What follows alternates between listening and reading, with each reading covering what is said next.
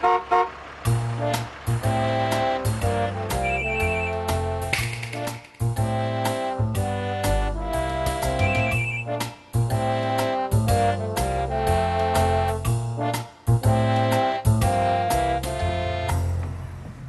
Officer Miller. How's it going? Fine. How about you? Good. Things are busy. We just got a couple of new drivers. Great. I'm on my way to a meeting with Joe Harris, our Director of Pupil Transportation. Oh, I know Joe very well. You know, I think you might be the right one to answer some of the questions that the new drivers might have. Do you have a few minutes? Sure. Okay if I ride over in the bus with you? Sure, let's get going. Okay. Hi, Joe. Look who I brought with me. Hi, Officer Miller. Hi, Joe. Glad you're here. These are our two newest bus drivers, Mike Connors and Sue Williams. Officer Miller and his sidekick, Willie Whistle, have taught the children a lot about school bus pedestrian safety. Did I hear my name? Yes, and if we need your magic, we'll be sure to give you a call. Okay, boss. As new drivers, you should know that school bus safety isn't limited to the time the kids spend on the bus. Really? What else does it include? It's the entire trip from home to school and back again. Walking to and from the bus stop, waiting at the stop, crossing to and from the bus, getting on and off the bus. Joe, I think I should explain what the kids are being taught about school bus safety. Good idea. It's important that the bus drivers know what the kids have learned so that we can reinforce safe behavior. The first thing that the kids are taught is to stay out of the danger zones around the bus. You bet. Those are the areas around the bus where it's impossible for us drivers to see a child. How big are the danger zones? They extend 6 feet from the sides of the bus and 10 feet from the front of the bus. So the children are taught to stay at least 3 giant steps away from the sides of the bus and at least 5 giant steps away from the front of the bus. But these are just guidelines. What's important is that the children can see you and you can see them. How big is the danger zone behind the bus? It goes on forever. The children are taught never, ever to go behind the bus. Even though they're taught that, we should never even think about backing up. Go around the block, do whatever you have to do. Just pretend you don't have reverse. Are the kids also taught where to stand when they get to the bus stop? Yes, at least 6 feet back from the street. For younger children, we say 3 giant steps instead of 6 feet. And if you see kids standing too close to the street when you arrive, remind them of the rules as they get on the bus. They're also taught to keep all of their belongings stowed in their backpacks or book bags. That way they're less apt to drop anything in or near the bus. You certainly don't want them reaching under the bus or going into the danger zones for any reason. So what are they supposed to do if they drop something near the bus? It's to tell you and follow your directions. If they can pick it up safely while you're watching them, tell them to do that. If not, ask them to stay back, wait till the bus is gone, look left, right, and left again as if they were crossing the street before they pick anything up. What about cars in the danger zones? I have heard about drivers who try to pass the bus when the kids are getting off. What can you do about that? Well, I can't always be there, but the lights and other safety equipment on your bus are designed to warn drivers not to pass while you're stopped.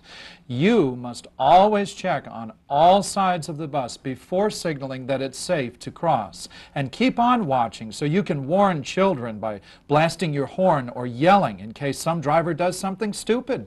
You can keep drivers from trying to sneak by on your right by stopping the bus as close as you can to the right side of the road. That makes it impossible for them to pass you on the right. Makes sense. You should also see that the kids look to the right before they step off the bus, just to make sure. Another big safety concern is children crossing to or from the bus. We try to route the buses so kids don't have to cross. And we're pretty successful at it. But sometimes it's simply impossible and a child has to cross. One of the first things I do is to get to know which kids need to cross the street. It helps me keep track of them. What if I drive for Mike and I don't know the kids? Ask the children to tell you if they have to cross the street. Agree with them on a crossing signal you'll use and tell them to wait until you give it. You should begin by stopping the bus in such a way that makes it easy for them to stay out of the danger zones. For instance, in situations where the child must cross the street to the bus, Stop the bus 10 feet before the place where the child will cross. When children must cross the street, they're taught to stay out of the danger zones. Watch for your signal and then look left, right, and then left again before crossing the street. If you see children that aren't following these rules, be sure to remind them. What are the best signals to use? There's no universal signal. We recommend you use a signal like this, although some other school districts have their own recommendations. The important thing is that the child can detect your signal and know what it means. But be sure that the signal you pick doesn't confuse motorists. You don't want them to think you're telling them it's okay to pass the bus. And if the kids can't see your signal because of glare on the windshield, do whatever it takes to make them understand when it's safe to cross. You may even have to honk your horn or use the PA system. Okay to cross now. And never change your route to make a child cross the street, even if there's road construction, unless you check with me first. This brings us to another one of my favorite safety tips, counting. Count the kids as they get off. Don't move the bus until you're 100% sure everyone's safely away from the bus. At the end of your route, check all the seats to make sure no one's left on the bus. Willie! And now on to a subject that is near and dear to your hearts, discipline. Discipline on the bus is critical to safety, as you well know. The children are supposed to stay seated and only talk quietly. If they misbehave, tell them what the rules are. If they persist, tell me. I'll take it up with the school, and the school will take it from there. From the bus stop, children are supposed to go directly home. Never let a child off at other than their regular stop without a signed note from home. Speaking of home, what do you do if a parent asks for special favors? Yeah, like changing a route, stopping in front of the house instead of at the regular bus stop. Don't bend the rules for anyone. You could be creating a safety hazard. If you notice children who are ignoring the safety rules, remind them of the correct behavior on the spot, if possible. But if this behavior persists, let me know, and I'll let the school know. Anything we missed, Officer Miller?